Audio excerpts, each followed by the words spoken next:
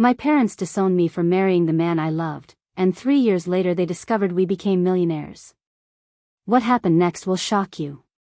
I never thought I'd be the type of person to cut off my family, but here I am, about to tell you the most insane story of my life. It started when I was 22 and madly in love with someone my parents absolutely despised. His name was Marcus, and he was everything my parents warned me about. He came from the wrong side of town, had tattoos covering his arms, and worked as a mechanic at a small auto shop. But what they didn't see was his brilliant mind, his incredible work ethic, and the way he looked at me like I was the most precious thing in the world. My parents, Dr. Patricia and Dr. Richard Coleman, were both successful physicians who had their entire lives planned out in neat little boxes. They lived in a pristine suburban neighborhood where every lawn was perfectly manicured and every family drove luxury cars. Their image was everything to them, and Marcus didn't fit that image at all. The first time I brought him home for dinner, the tension was so thick you could cut it with a knife. My mother barely spoke to him, asking pointed questions about his career prospects and long-term goals. My father sat there with his arms crossed, making it clear that Marcus wasn't welcome in their home.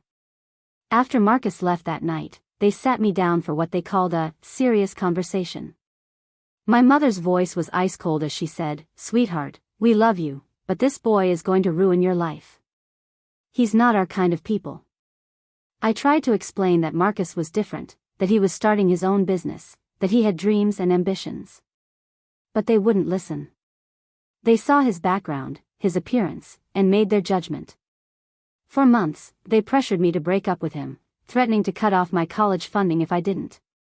The breaking point came during my graduation party. They had invited all their friends and colleagues, proudly showing off their daughter who was about to start law school. Marcus arrived exactly when I asked him to, wearing his best suit and carrying flowers for my mother. But instead of welcoming him, my father intercepted him at the door. I watched from across the room as my father spoke to Marcus in hushed, angry tones. I couldn't hear the words, but I saw Marcus's face change from hopeful to hurt to absolutely furious. He turned and walked away without saying goodbye to me. Later that night, Marcus told me what my father had said. He'd offered Marcus $5,000 to disappear from my life, claiming that Marcus was only with me for my family's money and status. He said I deserved better than someone who would drag me down to his level. That was the moment I realized I had to make a choice. My family or the man I loved. It shouldn't have been a choice at all, but my parents made it one. 2 weeks later, Marcus and I drove to Las Vegas and got married in a small chapel. We didn't tell anyone. We just wanted to be together, to build a life without the constant interference and judgment. When we got back, I moved into his tiny one-bedroom apartment above the auto shop where he worked. The fallout was immediate and devastating. When my parents found out, my mother called me crying, saying I had broken her heart and ruined our family's reputation. My father was even worse, telling me I was no longer his daughter and that I was dead to them. They cut off all financial support, which meant I couldn't afford law school. They blocked my phone number, returned my letters unopened, and told extended family members that I had made my choice and was no longer part of their world.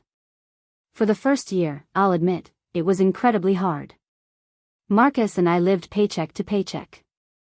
I worked at a diner during the day and took night classes at a community college. Marcus worked at the auto shop during the day and spent his evenings in the garage, tinkering with engines and developing what he called his revolutionary design. You see, Marcus wasn't just a mechanic. He was an inventor. He had been working on a modification for hybrid car engines that would dramatically improve fuel efficiency. While my parents saw him as a grease-stained nobody, he was actually a genius who understood automotive technology better than engineers with decades of experience. During our second year of marriage, Marcus finally perfected his invention. It was a small device that could be installed in any hybrid vehicle, improving gas mileage by 30%. He filed for patents, and within 6 months, 3 major car manufacturers were in a bidding war for his technology. The first offer was for $2 million. We couldn't believe it. Marcus had gone from making $30,000 a year to being offered more money than we'd ever dreamed of. But the best part was yet to come.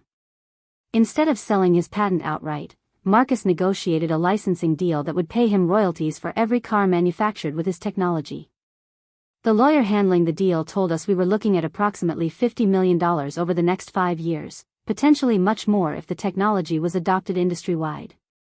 Suddenly, we went from struggling to pay rent to having more money than we knew what to do with. We moved into a beautiful house in an exclusive neighborhood, bought luxury cars, and started investing in real estate. Marcus opened his own automotive innovation company, and I went back to school, this time studying business management. For 3 years, we lived our dream life. We traveled the world, bought a second home in Colorado, and Marcus's company grew from a one-man operation to employing over 50 people. We were happy, successful, and completely no contact with my parents. Then, somehow, they found out about our wealth. I later discovered that my mother's sister, who lived in our new neighborhood, had seen us and done some digging. She found out about Marcus's company, looked up the patent filings, and put 2 and 2 together. Within days, my parents knew everything. The first contact came through a letter that somehow made it past our security system. My mother's handwriting was unmistakable, and her words were even more so. She wrote about how much they missed me, how they had been wrong to judge Marcus, and how they hoped we could work through our differences as a family. There was no apology for the things they had said, no acknowledgement of the pain they had caused. Just a sudden interest in rebuilding our relationship now that we had money. When I didn't respond to the letter, they started showing up places. They appeared at Marcus's company, claiming they just wanted to see how successful their son-in-law had become. They showed up at our country club, telling anyone who would listen that they were so proud of their daughter and her brilliant husband. The most infuriating part was listening to my mother tell people how she had always known Marcus was special, how she had seen his potential from the beginning. She completely rewrote history, acting as if they had been supportive of our relationship all along. But the real shock came when they started demanding that we help them financially. It turned out that my parents weren't as successful as they had always pretended to be. My father had made some terrible investments, and my mother had been spending far beyond their means to maintain their lifestyle. They were drowning in debt, facing foreclosure on their house, and desperately needed money. They didn't ask for help. They demanded it. My father called me at work one day, his voice filled with righteous indignation. "You have an obligation to your family," he said. "We sacrificed everything to give you a good life, and now it's time for you to take care of us." I was speechless. This was the same man who had offered my husband money to leave me, who had told me I was dead to him. Now he was demanding that we support him because he had mismanaged his finances. My mother was even worse. She showed up at our house uninvited, crying about how embarrassed she was that her friends knew her daughter was wealthy while she was struggling. She said it made her look like a terrible mother, that people would think she had raised an ungrateful child. The audacity was breathtaking. They had cut me off when I needed them most, but now they expected me to rescue them from their own poor decisions. Marcus, to his credit, was incredibly patient with the whole situation. He told me that whatever I decided, he would support. If I wanted to help them, he was okay with that. If I wanted to continue no contact, he was okay with that too. But I knew what I had to do. I arranged to meet my parents at a restaurant in their neighborhood. They came dressed in their finest clothes, probably thinking they were going to get a big check. Instead, they got the confrontation they had been avoiding for years. I started by laying out exactly what had happened 3 years ago. I reminded them of every cruel word, every threat, every moment they had made it clear that I was not welcome in their lives. I told them about the nights I had cried myself to sleep, wondering if I had made the right choice. Then I told them about our success, about how Marcus had built something incredible while they were writing him off as worthless. I explained that we had achieved everything we had without their help, their support, or their approval. My mother started crying, saying she was sorry, that they had made mistakes. But her apology rang hollow because it came only after she found out about our money. My father, on the other hand, doubled down. He said that regardless of what had happened in the past, I still had a responsibility to help family. He claimed that their financial problems were partially my fault because I had caused them so much stress and embarrassment. That's when I realized that nothing had really changed. They still saw Marcus as beneath them, still believed that I had made a mistake. They just wanted access to our money. I stood up from the table and delivered the words I had been practicing for days. You made your choice 3 years ago when you told me I was dead to you. You chose your pride and your prejudice over your daughter. Now I'm making my choice. I choose the family I created with Marcus, the one built on love and respect, not demands and conditions. I walked out of that restaurant and never looked back. But the story doesn't end there. My parents weren't about to give up easily. Over the next few months, they launched a campaign to make me look like a heartless daughter who had abandoned her struggling parents. They reached out to extended family members, telling them how wealthy Marcus and I had become and how we were refusing to help them in their time of need. They even went to local media, spinning a story about how success had changed me, how I had forgotten where I came from. They painted themselves as loving parents who had always supported their daughter, now being punished for some imaginary slight. The pressure was intense. Relatives I hadn't spoken to in years were calling me, lecturing me about family obligations. Some of Marcus's business associates started looking at us differently, wondering if we were really the kind of people they wanted to work with. But then something unexpected happened. My mother's sister, the one who had discovered our wealth in the first place, called me. She told me she couldn't stay silent anymore about what my parents had really said and done during those 3 years. She revealed that my parents had been telling people I had married a loser and would come crawling back when the relationship fell apart. They had been betting on our failure, actually taking pleasure in the idea that I would eventually realize they were right. More importantly, she told me that my parents had been lying about their financial situation. They weren't facing foreclosure because of bad investments. They were in debt because they had been living far beyond their means for years, buying expensive cars and taking lavish vacations to maintain their image. She had bank statements, credit card bills, and loan documents that showed they had been reckless with money long before Marcus and I got married. They had been counting on me to eventually become a successful lawyer who would support them in their retirement. Armed with this information, I decided to fight back. I hired a private investigator who uncovered even more disturbing information. My parents had been telling people that Marcus had somehow tricked or manipulated me into marrying him. They had been spreading rumors about his character, his business practices, and even his fidelity. They had also been contacting Marcus's business partners, suggesting that he wasn't trustworthy and that his success was somehow fraudulent. They were actively trying to sabotage our lives while simultaneously demanding that we support them. That's when I realized this wasn't just about money. This was about control. My parents couldn't stand that I had been successful without them, that I had built a life they couldn't manipulate or influence. They wanted me to need them, to be dependent on their approval and support. I decided to expose them publicly. I created a detailed timeline of everything that had happened, including documentation of their lies and manipulation. I shared it with the extended family members who had been pressuring me, showing them exactly who my parents really were. The response was immediate and overwhelming. Relatives who had been criticizing me suddenly understood the whole story. Many of them shared their own experiences with my parents' manipulative behavior, stories I had never heard before. It turned out that my parents had a long history of using guilt and shame to control people. They had alienated other family members, destroyed relationships, and always found ways to make themselves the victims in every situation. The most shocking revelation came from my father's brother, who told me that my parents had actually borrowed money from several family members over the years, always with sob stories about temporary financial difficulties. They had never paid any of it back, and they had always found ways to make it seem like the lenders were being unreasonable for expecting repayment. With all this information out in the open, my parents' campaign against me fell apart. Instead of looking like heartless children who had abandoned their parents, Marcus and I looked like successful people who had been smart enough to escape a toxic situation. But I still wasn't done. I decided to make one final gesture that would end this situation once and for all. I called my parents and arranged one last meeting, this time with Marcus present and everything recorded. I told them that I would give them exactly what they had given me, nothing.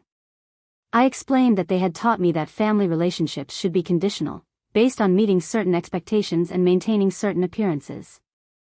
I said that since they had found me unworthy of their love and support when I needed it most, I had learned to apply the same standards to them. I offered them a choice.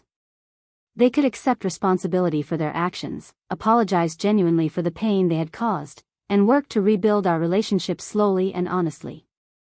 Or they could continue to demand money and support while refusing to acknowledge any wrongdoing. My mother chose to double down on her victim narrative, claiming that she had always loved me and that I was being cruel and unfair. My father accused me of being selfish and ungrateful, saying that I owed them regardless of what had happened in the past. That's when I delivered the final blow. I told them that I had been considering giving them money, not because I owed them anything, but because I had hoped they might have changed. I had been prepared to help them pay off their debts and start fresh, but only if they could acknowledge their mistakes and commit to building a healthy relationship. Since they couldn't do that, I had decided to donate the money I would have given them to a scholarship fund for students whose families had cut them off for following their dreams. I told them that their rejection had inspired me to help other young people who were facing the same impossible choice I had faced. The look on their faces was priceless. They realized that their stubborn refusal to take responsibility had cost them not just our relationship, but also the financial support they desperately needed. I left that meeting knowing that I had finally closed this chapter of my life. I had given them every opportunity to repair our relationship, and they had chosen their pride over their daughter every single time. Today, Marcus and I are happier than ever. His company has grown into a major player in the automotive industry, and we've started a foundation that helps young entrepreneurs get their start. We've built a life filled with people who love and support us unconditionally, people who celebrate our successes instead of trying to profit from them. I still get the occasional letter from my parents, usually around holidays or when they're facing new financial difficulties. They always follow the same pattern, a little bit of fake nostalgia, some guilt about how much they miss me, and then a subtle request for money or support. I don't even read them anymore. I have an assistant who handles all correspondence from them, and she has strict instructions to donate any money they might send to our scholarship fund and to return any gifts unopened.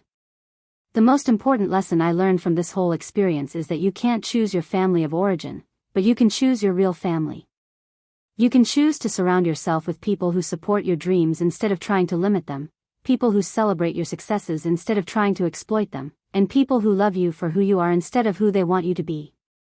Marcus and I have built something beautiful together, something that my parents' narrow-minded prejudices couldn't destroy. We've created a life based on mutual respect, shared dreams, and genuine love. That's worth more than any amount of money, and it's something my parents will never understand.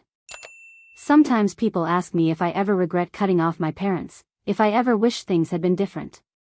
The answer is complicated. I regret that they made the choices they did, and I regret that they couldn't see past their own prejudices to appreciate the man I married. But I don't regret standing up for myself, for my husband, and for the life we built together. You see, the real tragedy isn't that my parents lost access to our money. The real tragedy is that they lost access to their daughter. They had the chance to be part of an incredible success story, to watch their child build something amazing with someone who truly loved her. Instead, they chose to be obstacles, critics, and eventually, strangers. Their loss was our gain. Every dollar we didn't give them went into building our business, supporting our employees, and creating opportunities for other people. Every ounce of energy we didn't waste on their drama went into building a stronger marriage and a better life. I've learned that some people will only value you when they think you can do something for them. My parents didn't want a relationship with me, they wanted a relationship with my bank account. They didn't want their daughter back, they wanted their financial problems solved. The most liberating realization was understanding that I don't owe anyone anything just because we share DNA. Family is about love, support, and mutual respect. It's about being there for each other through good times and bad, not just showing up when there's money to be made. Marcus and I have created our own family traditions, our own definitions of success, and our own standards for how people should treat each other. We've surrounded ourselves with friends who became family, employees who became partners, and communities that support each other's dreams. Looking back now, I can see that my parents' rejection was actually the best thing that ever happened to me. It forced me to become independent, to rely on my own judgment, and to build a life based on my own values rather than their expectations. If they had been supportive from the beginning, I might have become dependent on their approval and validation. I might have made decisions based on what they wanted rather than what was right for me. Their rejection taught me to trust myself, to stand up for what I believe in, and to never let anyone else define my worth. So when people ask me if I miss my parents, I tell them the truth. I miss the parents I thought I had, but I don't miss the parents they actually were. I miss the idea of having supportive family members, but I don't miss the reality of having people in my life who only showed up when they needed something.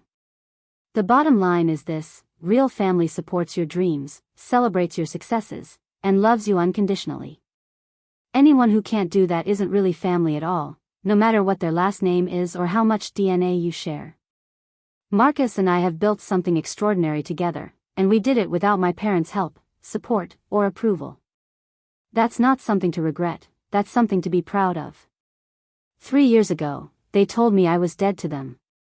Today, I'm more alive than I've ever been. They thought they were punishing me, but they actually set me free. They thought they were teaching me a lesson, but they learned one instead. The lesson is simple: you can't have it both ways. You can't reject someone when they need you and then demand their help when you need them. You can't treat someone as worthless and then expect them to treat you as valuable. You can't destroy a relationship and then expect to profit from it. My parents made their choice 3 years ago, and they've been making the same choice every day since. They chose their pride over their daughter, their prejudices over their family, and their image over their relationships. Now they're living with the consequences of those choices. As for me, I chose love over fear, dreams over security, and authenticity over approval. I chose to build a life with someone who saw my worth from the beginning, someone who supported my dreams instead of trying to control them, and someone who loved me for who I was rather than who he wanted me to be. That choice led to more success, happiness, and fulfillment than I ever imagined possible. It led to a marriage based on mutual respect, a business built on innovation and hard work, and a life filled with people who genuinely care about our well-being. So to anyone out there facing a similar situation, to anyone whose family is trying to control their choices or manipulate their decisions, I want you to know that you have the power to choose differently. You don't have to accept toxic behavior just because it comes from family members. You don't have to sacrifice your happiness to maintain relationships that aren't healthy. You can build your own family, create your own traditions, and define success on your own terms. You can surround yourself with people who support your dreams instead of trying to limit them, people who celebrate your achievements instead of trying to exploit them. It won't be easy, and there will be times when you question your decisions. There will be moments when you miss the idea of having supportive family members, when you wish things could be different. But if you stay true to yourself, if you choose love over fear and authenticity over approval, you'll build something beautiful. You'll build something that no one can take away from you, something that doesn't depend on anyone else's approval or validation. You'll build a life that's truly your own, filled with people who love you for who you are rather than what you can do for them. And that, my friends, is worth more than all the money in the world. I hope this story resonates with some of you out there. Maybe you've been in a similar situation, or maybe you're facing difficult family dynamics right now. I'd love to hear about your experiences in the comments below, and don't forget to subscribe to the channel for more real-life stories that will make you think, feel, and maybe even change your perspective on what family really means.